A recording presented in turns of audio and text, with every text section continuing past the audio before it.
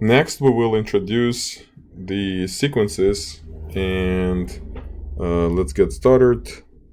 What is a sequence? We are going to provide two definitions. One that is more appropriate for algebra course, and the other one will be more appropriate for a calculus course. So, what is a sequence? A sequence is an ordered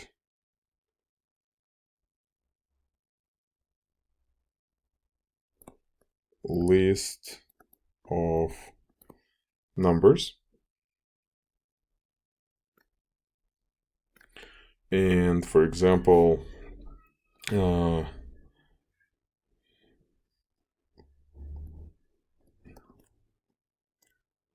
like 3, 8, 7, 12, and so on is an example of such list. And what does ordered mean? Ordered means that if you change the order of any element, it doesn't have to be any major change, but anything you change in regards to order, then by doing so you will create a new sequence, which is different from the original sequence. Now we adopt the following notation. So A1, A2, A3 will denote the first, the second, and the third elements of the sequence, and these numbers 1, 2, and 3 are called indices, which is plural for index. Now, in calculus, or like a more higher level, I guess, definition of a sequence is a function whose domain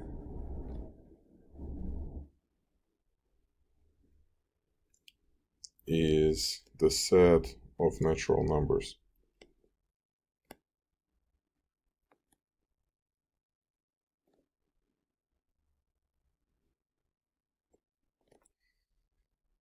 So in that case, we are going to think of the first element as the output of this function at 1. The second element will be the output of this function at 2, and so on.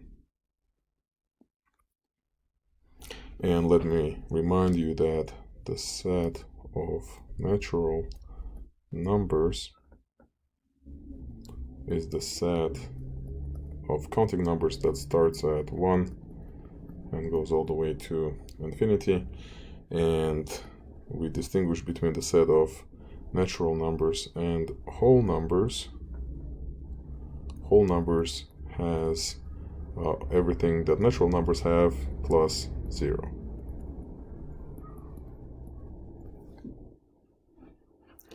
And we adopt, I guess let's talk a little bit about notation. We adopt the following notation. So if we have a sequence A1, A2, A3, then in general we can express it as by letter A with the index n, and if your sequence starts at 1, we can indicate that using this notation. This will be the starting value. However, when there is no ambiguity in regards to where it starts, we can simply drop the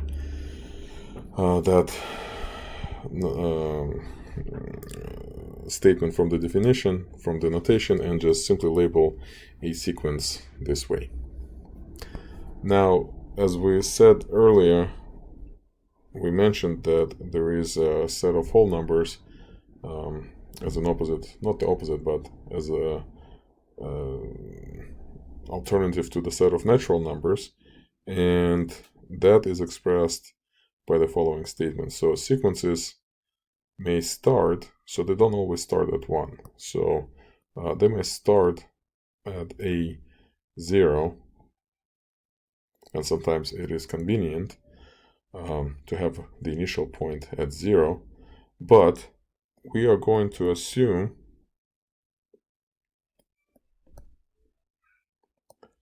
that a sequence starts at A1 by default. So what does that mean? That means if I write a sequence like this, remember I said earlier that when there is no ambiguity, then we would write it like this. So when you see me writing it like this, I imply that this sequence starts at 1.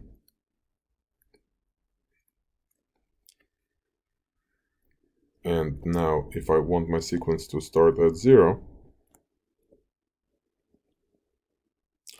I will indicate that by using the following notation.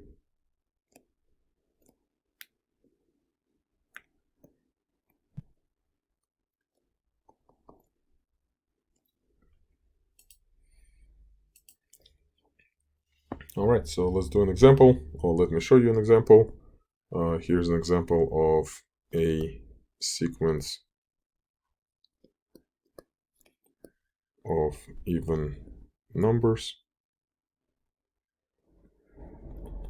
which is 0, 2, 4, 6, 8, and so on. And we can call this sequence A sub n, and A1 in this case will be 0, A2 in this case will be 2, A3 in this case will be 4. We may ask for A7, and while it's not given to us, we can actually figure this one out by just following the pattern. So A7 will be 12. Now, if I take the same sequence but exclude the first couple terms,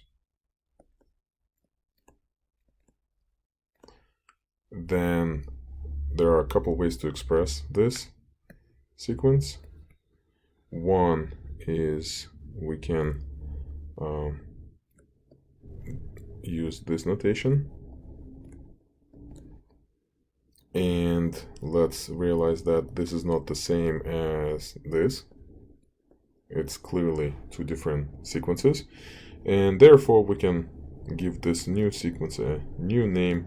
We can call it Bn, and then we can refer to this sequence as Bun and ask the same questions. What's B1, what's B2, what's B3, and what's B7? So B1 will be 4, B2 will be 6, B3 will be 10, and B7 will probably be 16. Clearly there is some sort of relation there, but again, we're not interested in that relation. We're just getting used to this new notation. Now, the function that defines a sequence in the calculus definition of a sequence, right here. So this function, when exists,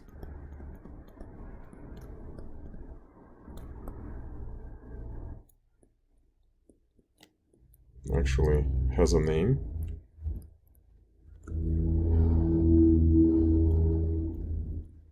We refer to this function as the general formula for the sequence.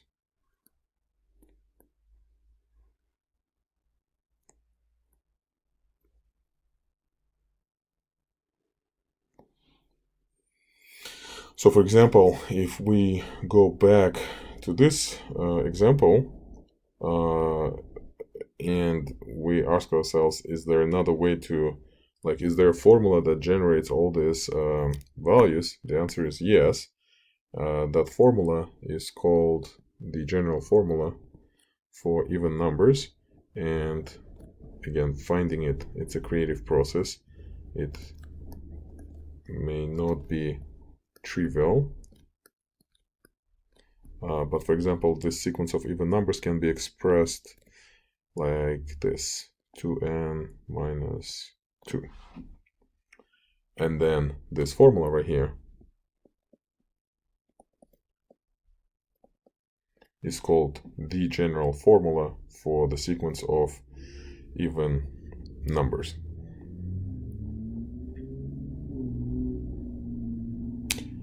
Meaning now if I want to find the 7th element, all I have to do just plug it in into the general formula, and the 7th element can be easily found using that formula. Here's another example. This time I'm just going to reverse the process. I'm going to give the general formula, and let's define a sequence Pn like this. So what kind of sequence this is? Well, we can figure this out by simply using this formula and determine B1 as B of 1, which is 1 over 1 plus 1, 1/2. B2 will be B of 2, which is 2 over 2 plus 1, 2/3, and so on. So we have 1/2, 2/3, 3/4, etc. So given the general formula, we can define a sequence, and sometimes given a sequence we can find the general formula, but we will talk about this later. Now, one more thing that I want to talk about here before moving on is the two operations, non-algebraic, but they're almost like physical manipulations on sequences that we're going to refer to as trimming a sequence. And sometimes we have to undo this process, so we're going to be calling the undoing of trimming growing a sequence. So in trimming, as I showed you earlier, we can have a sequence, let's say, of even numbers. So it is 0, 2, 4, 6, 8, and when you have a sequence like this, we may have a general formula such as 2n minus 2, and at some point maybe you want to trim this sequence for whatever reason. So let's remove the first 3 elements of this sequence, and the question is, what's the new general formula? And the answer is not obvious. The one thing we are certain of is that it's definitely not 2n minus 2. We can certainly fix that by changing the index here. We're starting with a 4th element here, right? So instead of first, we're starting with a 4th. We can certainly fix that, but the question still remains open. What would be the formula for this new sequence? And here's the answer. So when you have a sequence that starts at some index I and goes all the way to infinity, and if you trim it,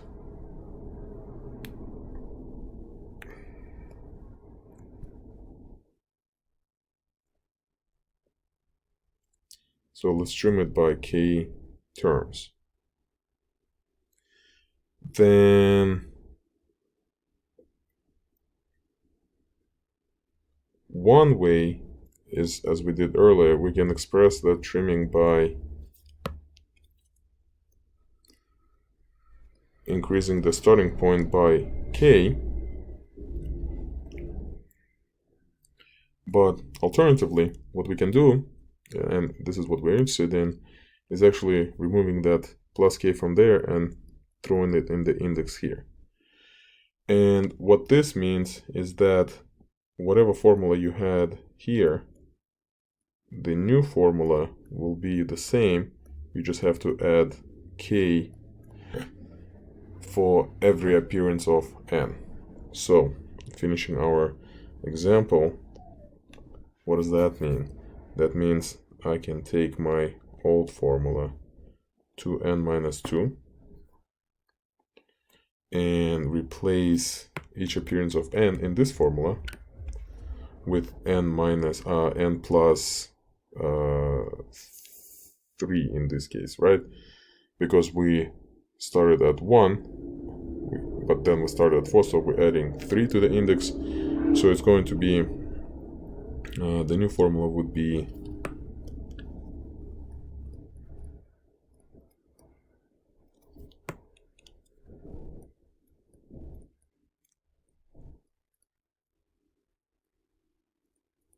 this. And we may have to simplify it, of course, so it becomes 2n plus 6 minus 2, so it's 2n plus 4. And let's check this formula. Does this formula work? It should work. So for example, if I plug in 1 into this formula, I'm going to get 6, and 6 is exactly the first element of the new sequence. So this process is called trimming, and undoing the trimming, sometimes we have to undo it. It's called growing.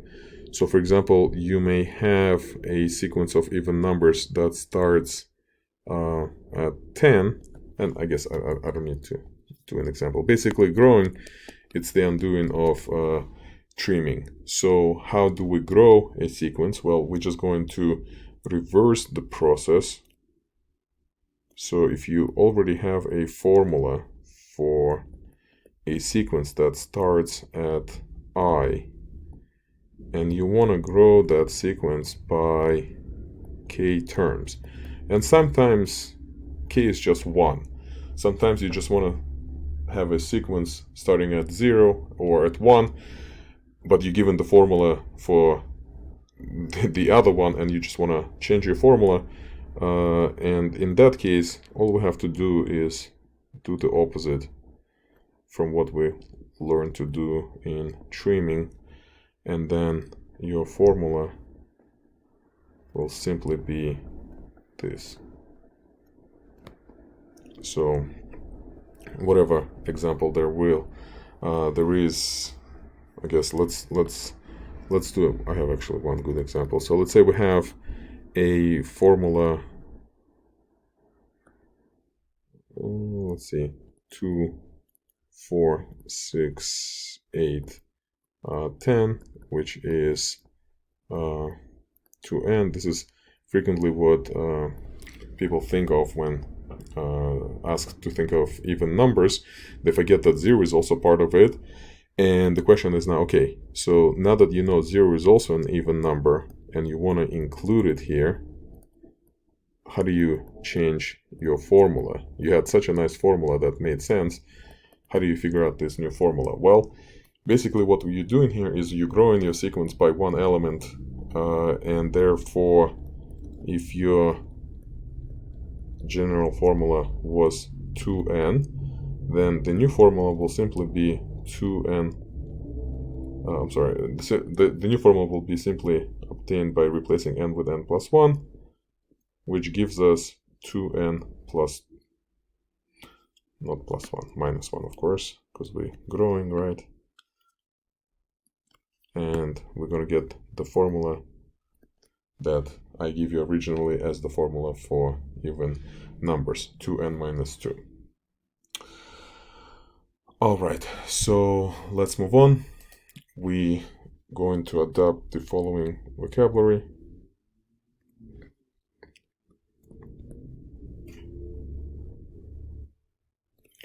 We're going to refer to the nth term as the general term.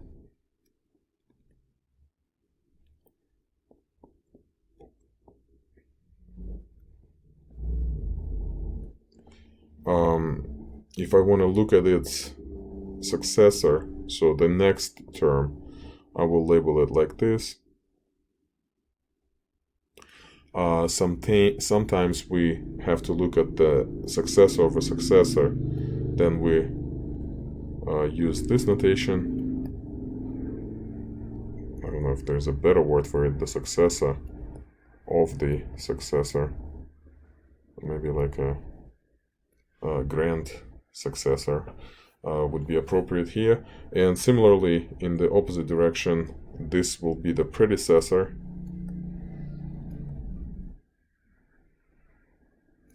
and this will be the predecessor of the predecessor. I don't even know if it's necessary for us to use this exact vocabulary, but it does make sense to call it this way.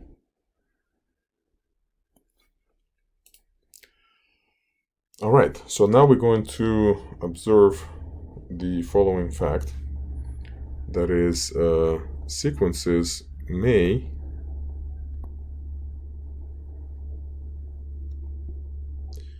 or may not have the general formula.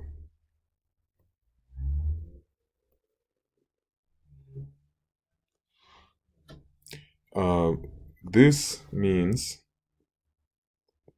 so what are we saying by this? So by general formula, we actually informally mean the pattern.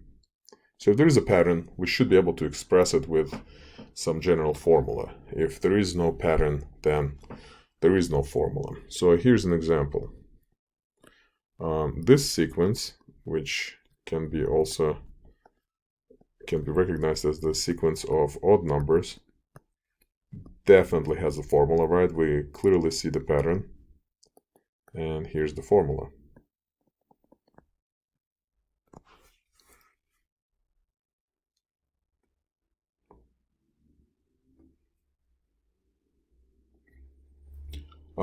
Here's a sequence.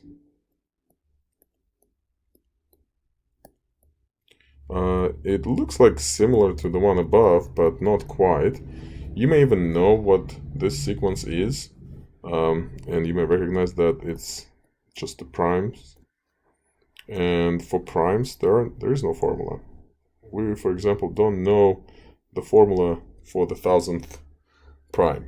If we did know, that would be amazing. But we don't. Here's another sequence. This one does have a pattern. May not be easy to recognize, right? It may take a little bit of effort to figure this out, but here's the pattern. These are all the powers of 2, or the reciprocals of powers of 2. And here's another example.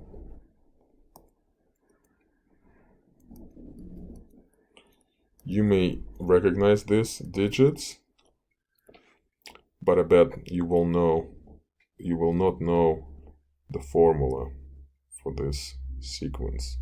These are the digits of pi. 3.14159. We don't know what the gazillionth digit of pi is. There is no formula. We can figure this out by hand, but we wouldn't be able to just use the formula. All right, now, so when you don't have a formula, that really means that you have to, if you're interested in the gazillionth digit of the element of that sequence, you have to write out that gazillion elements of that sequence. So let's focus on those sequences that do have a formula. And what is that we can do with the formula when it's present? Well, when it's not present, like, one thing we can do is, given the formula, we can write out the elements of the sequence, which is kind of what we've been doing. So for example,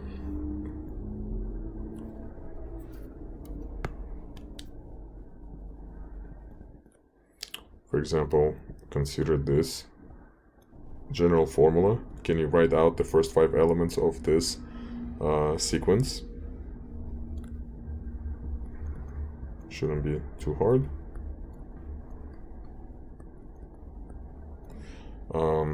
Consider this formula, maybe not so simple, but still a formula.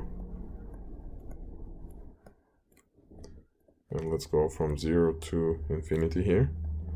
And let's write out the first 5 elements of this formula, sequence. So when n is equal to 0, we have pi over 6. When n equals 1, we have negative pi over 6 plus pi, so it's 5 pi over 6. And then, again, applying this formula for different values of n, we obtain this. You may wonder, who cares about this?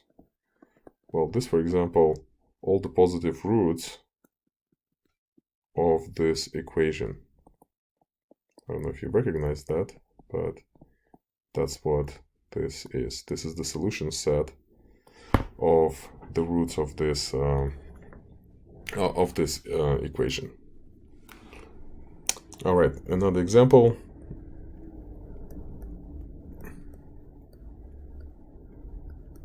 So remember, by default we start at 1.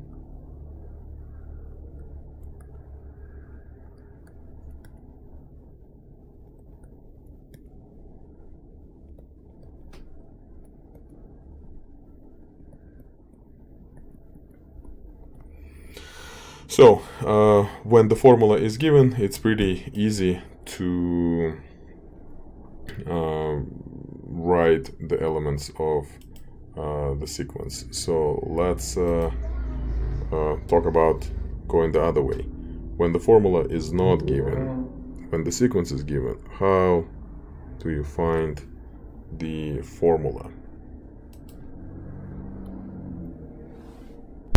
It is important to be able to recognize very basic sequences, such as even, odd numbers, or powers of some simple base. So, for example, let's find the formula for this sequence.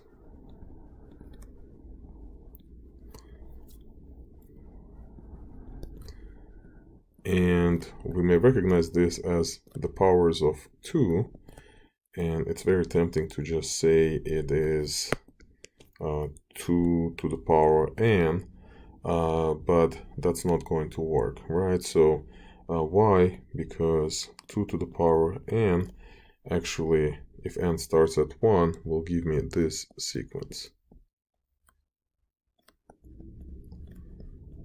Right, and this is where the trimming and growing can come really handy. Basically, our sequence above is the same sequence as we kind of trying to match with it with the formula 2 to the n, but it's trimmed by 1 element. So what does that mean? That means I just simply have to add 1 to the power n in that expression, and by doing so I get the formula. So similarly, let's try another one. Let's maybe go with let's do 1 over 125, 1 over 25, 1 over 5, 1, 5, 25, 125, etc. Right? So clearly this is powers of 5. So it's very tempting to just write 5 to the n, but 5 to the n starts here, right? So 5 to the n, well, actually, sorry, 5 to the n starts here if n is 1. So if we want to grow that sequence, so we have to actually subtract the number equal to the number of elements that we add. So instead of 5 to the n, I would have to use 5 to the power n minus 4. And that is now the formula for this sequence. Now, a lot of times the patterns can be combined. So For example, let's do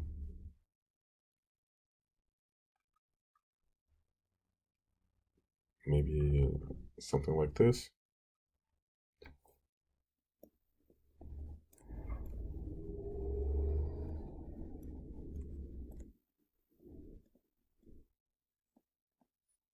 So we have two different patterns going on in the numerator and the denominator. And in the numerator we have the powers of 7. In the denominator we have the powers of 4. And in this case they actually grow at the same rate. So we can just put 7 to the power n over 4 to the power n, and that will be the formula. But a lot of times they don't grow at the same rate, or it may not even be the same pattern. So here's another example.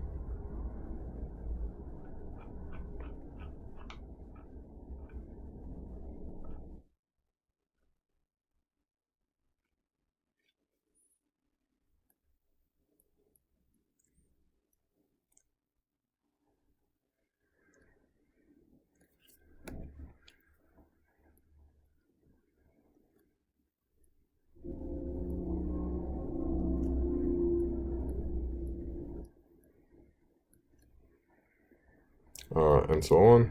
So hopefully this is enough for you to recognize the pattern.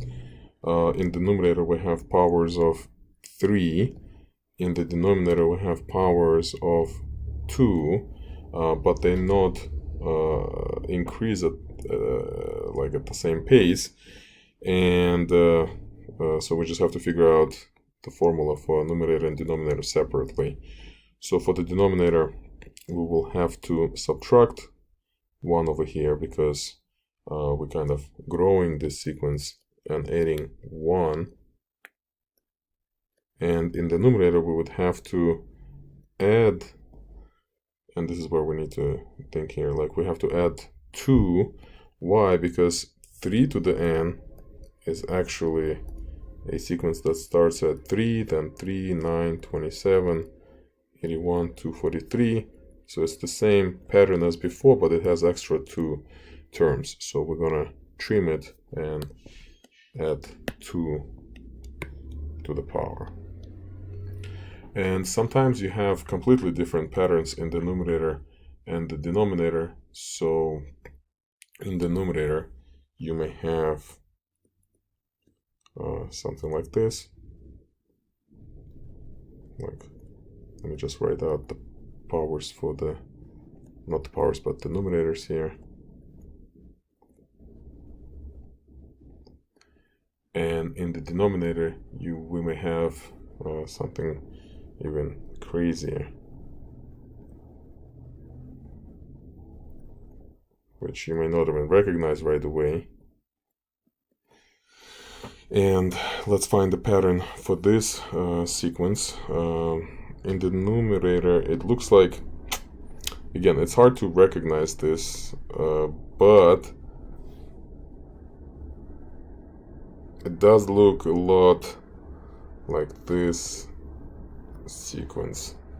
So it's 2, 4, 8, 16, right, 32. So it's what we have in the denominator, it's 1 bigger than some power of 2, and in this case we don't actually, it's actually just power, it's just 2 to the n, but it may not be to the n, it could be something else depending on the starting point. And in the numerator we have actually the odd numbers. So the formula for the odd numbers is 2n minus 1, but we actually grew the odd numbers by extra, we added 2 values here, 2 elements, so we adjust the formula by putting n minus 2 over here.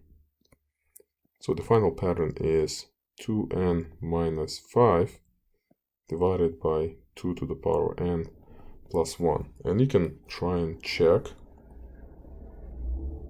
by evaluating at n equals 1. What do we have? Negative 3 over 3.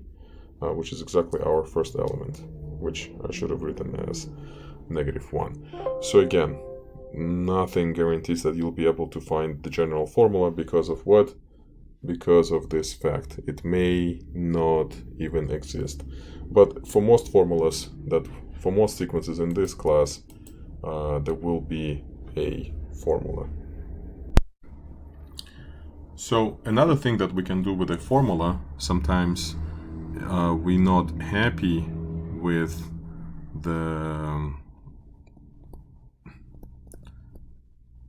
the indices, so we can reindex the formula, the general formula. And the way it works, here's the brief summary. If you have some formula with the starting value at I going all the way to infinity, you can, without any harm to a sequence, reindex it. That means if you want to start at any value that differs from the original starting point by k, then all you have to do is you have to adjust your general formula by adding or subtracting k from n in its every appearance. Now, if you want to move it, if you want to add k to the index, so if you want to change the starting point and add k to it, then you have to subtract k from the general formula. So hopefully the example will clarify any confusion. Let's say we have a formula for even numbers that can be easily expressed like this: if starts at 0. Right, so anybody can recognize this formula right away. It generates this sequence 0, 2, 4, 6, 8, and so on. However, if you want this index to be 1, but you don't want to trim or grow your sequence, you just want to change the starting point, you can do so. So you can change your starting point to 1 if you wish. All you have to do is you just have to subtract 1 from every appearance of n in the formula. Similarly, let's say if you have this formula, let's say 3 to the power n, and it starts at let's go backwards, right? So let's say we have this formula that actually starts at 1, and we have something like this: 2 times 3 to the power n minus 1. We can change the index or reindex the formula, and we can start at 0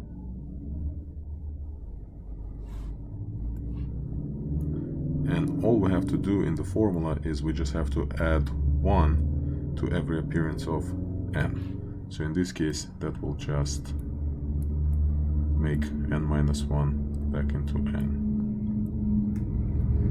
So this process is called reindexing the formula.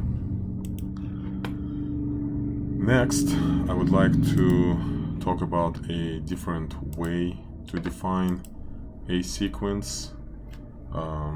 Not always a sequence is defined by a general formula. Alternatively,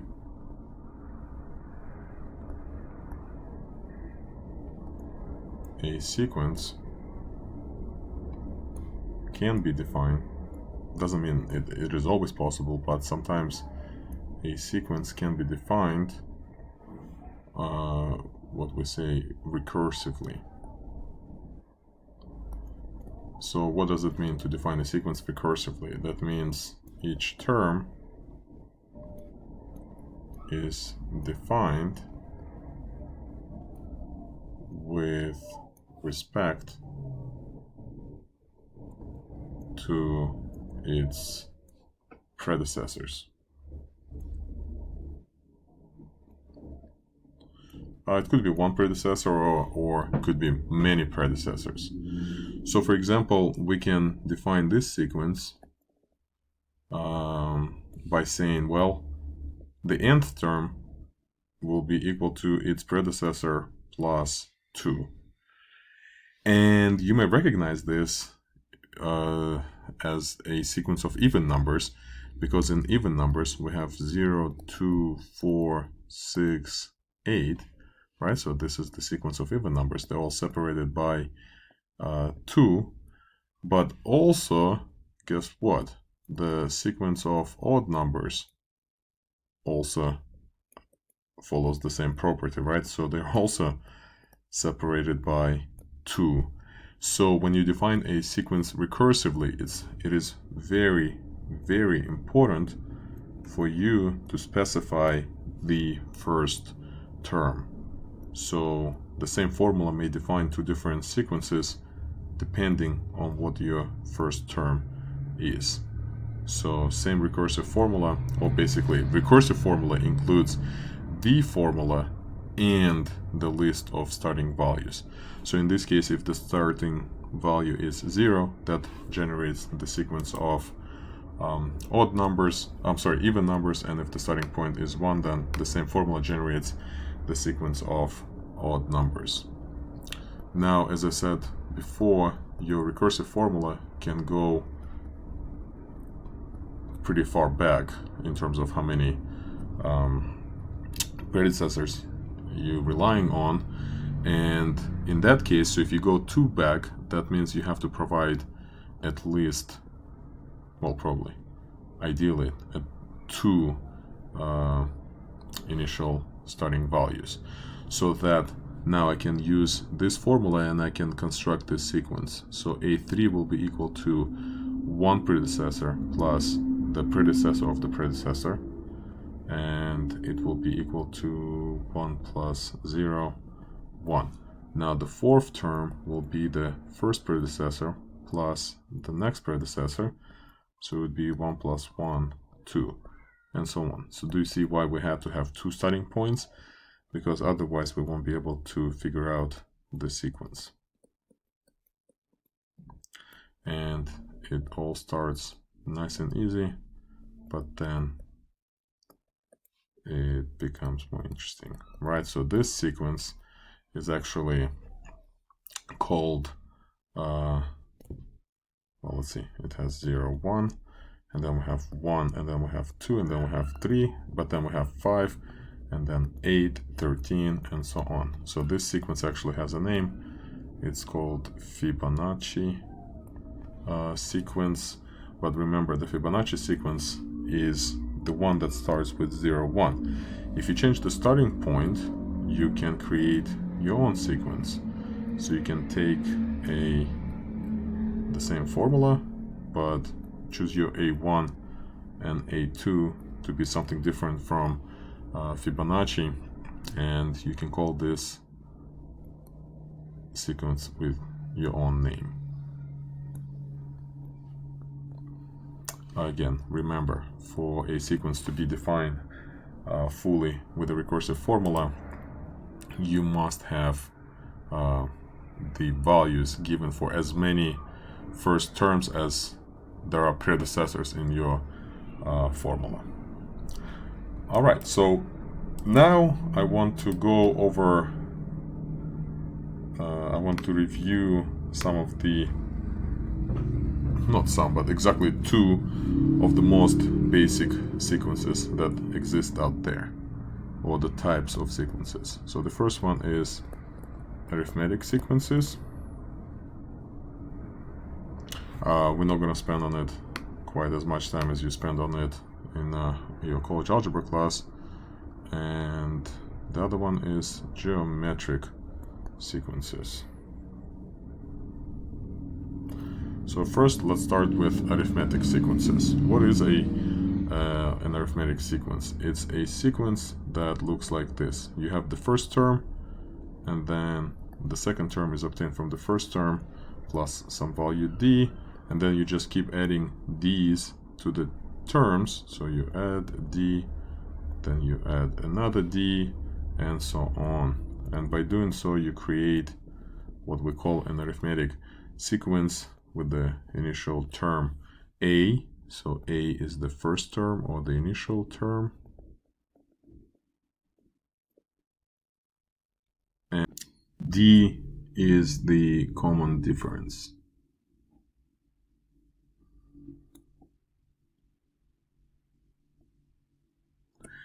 And in this case, we can write the general formula for the arithmetic sequence simply like this, but n starts at 0. If you want to rewrite this formula with n starting at 1, we have to re-index this formula, and we simply adjust by subtracting 1 from every appearance of n. So this is the formula for an arithmetic sequence that starts at a and has the common difference of d. Let's do an example. So let's write the general formula for this arithmetic sequence. We do so by identifying the first term as 1 and the common difference as 3, and we write the general formula. We can do it in two ways, right? So one like this, if n starts at 0, but if we want to have n starting at 1, then we have to reindex, and reindexing means we subtract 1 from every appearance of n. And now we can also simplify it, so we have 3n minus 3 plus 1, so 3n minus 2 is the general formula for n starting at 1. You can easily check by throwing 1, 2, 3 into the formula, and you'll see you'll produce exactly 1, 4, 7, 10, 13. Now, alternatively, we can go in the opposite direction. Let's recognize which what would be the first term of this sequence. One way to do this is to plug in the values, right? So when n equals 1, we have 7. When n equals 2, we get 12. When n equals 3, we get 17, and so on, right? So from here we see that a, the first term, is equal to 7, and d, the common difference, is equal to 5. However, we could also identify d by looking at the multiple here, the factor of n. And how do we recognize the first term? Well, we can just throw n equals 1, and that will give us 7. But alternatively, we can manipulate this into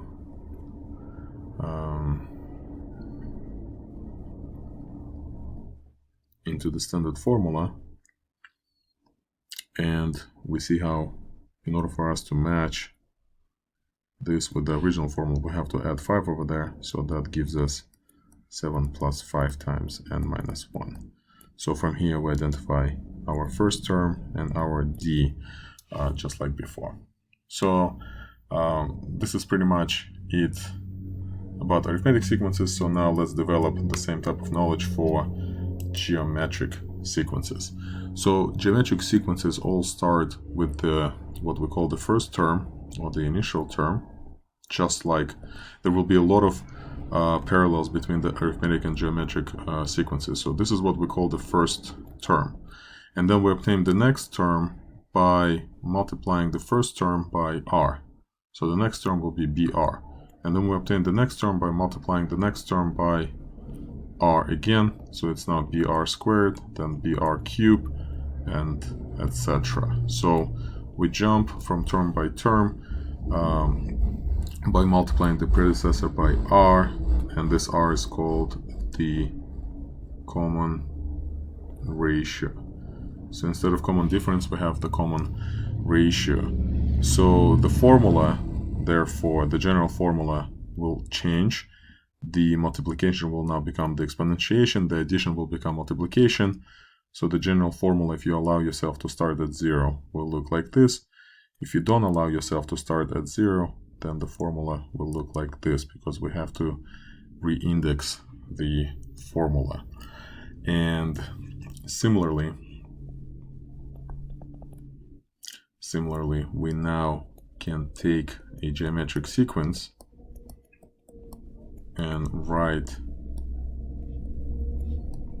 the formula for it. So for example, here the first term is 2, the common ratio is 1/2, and we raise it to the power n. So this will be the formula if you're starting at 0, but if you're starting at 1, the formula will look like this. We have to reindex. On the other hand, given the formula,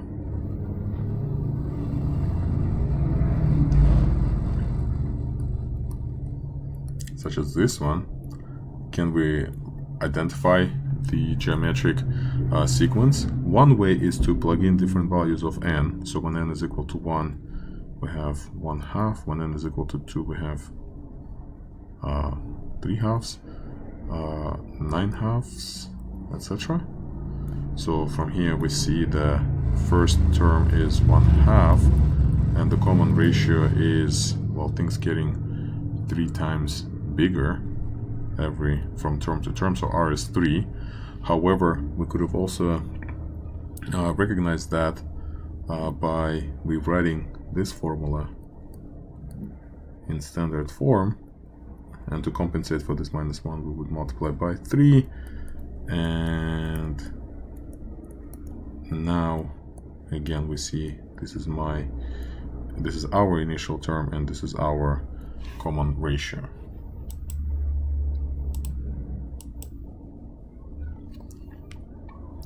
Now, this is what we learn in algebra. One thing that we may not have learned is the recursive formulas for both, but hopefully you see that there are a lot of the same type of thing happening between the geometric and arithmetic sequences. So, what would be the recursive formula for arithmetic sequence?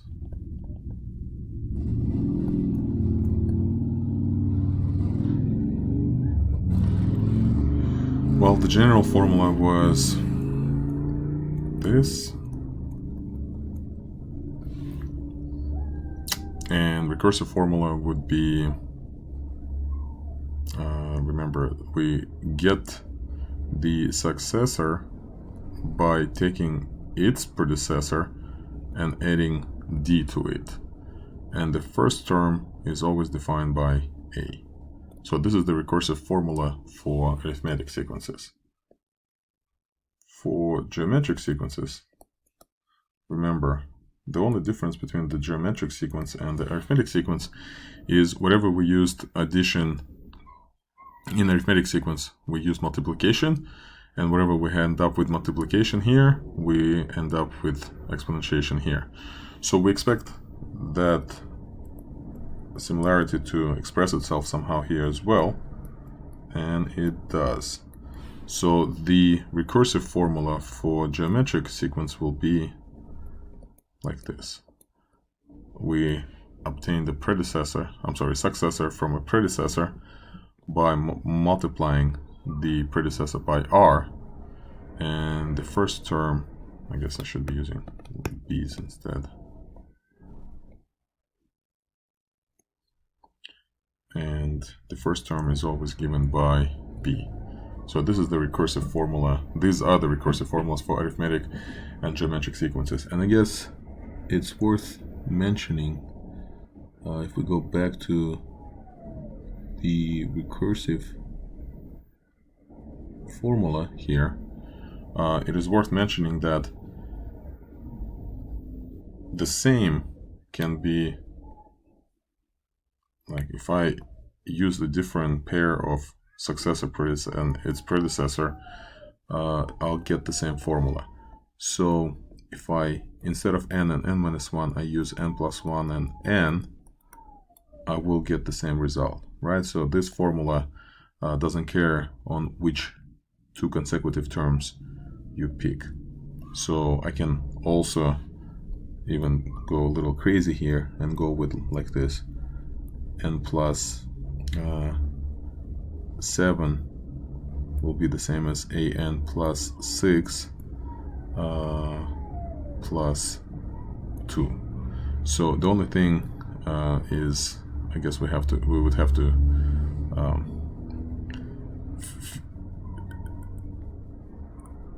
I guess it's not completely the same, but in this class I will be using these two interchangeably, right? So it doesn't matter. But like, I guess when we go this crazy, it does make a difference, because it does create a gap in your sequence that is kind of undefined, but we can fill in that gap just using the common sense.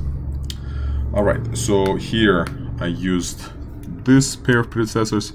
Alternatively, I could have just written it like this. So instead of defining the n+1th term, I could have used the definition of nth term with relation to its predecessor. All right, so I want to end this long lecture with answering the following questions. How to visualize a sequence. And as an example, let's consider this sequence. Let's start at 1 and go to infinity, and this is the sequence that looks like this. So we'll learn how to do a lot of things with that.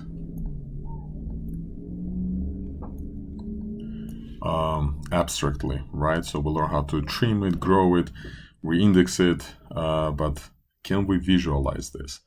And the answer is yes. And we're going to have two answers here. And one, which again I'm going to refer to as the algebra way, it's going to be one-dimensional, versus what I would refer to as the calculus way, which is two-dimensional.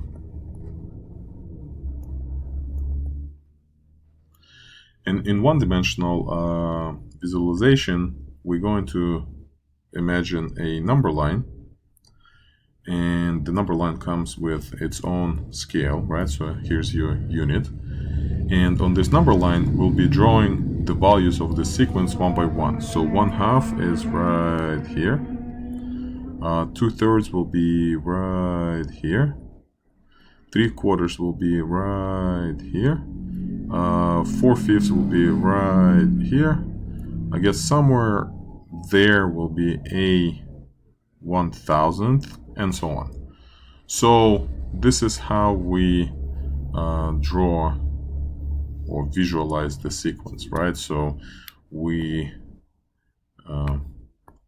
like to emphasize the order. We actually have to label it, because if you don't label it, let's say if I remove all the labels, it's not clear which direction the sequence is moving, right? So but it is a visual, not the most effective one, but it is a way to visualize it.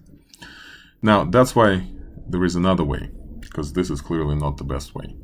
In the calculus way, we're going to have a two-dimensional picture, and the x-axis will be the natural numbers, and the y-axis will be your real numbers. And of course, they're all going to have individual scales. And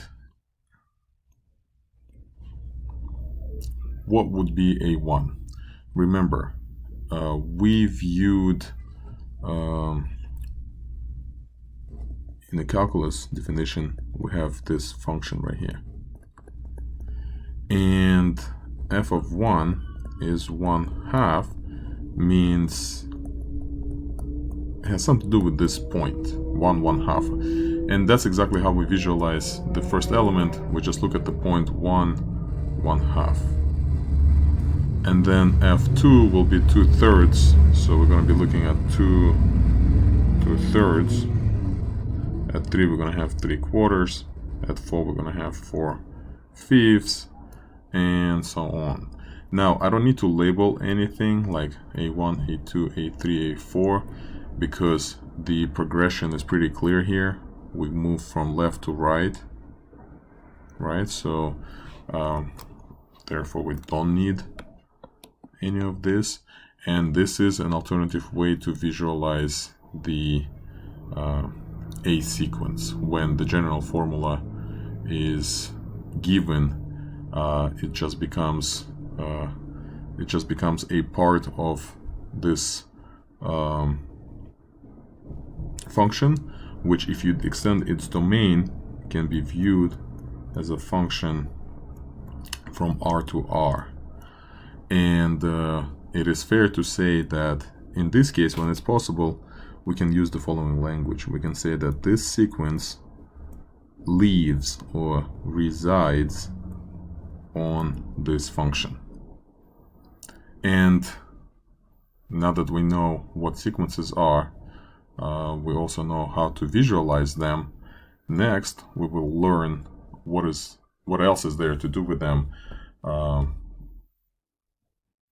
More advanced things that belong to calculus class. Anyway, this was the introduction to sequences, and next we'll learn how to do, I guess, calculus with sequences.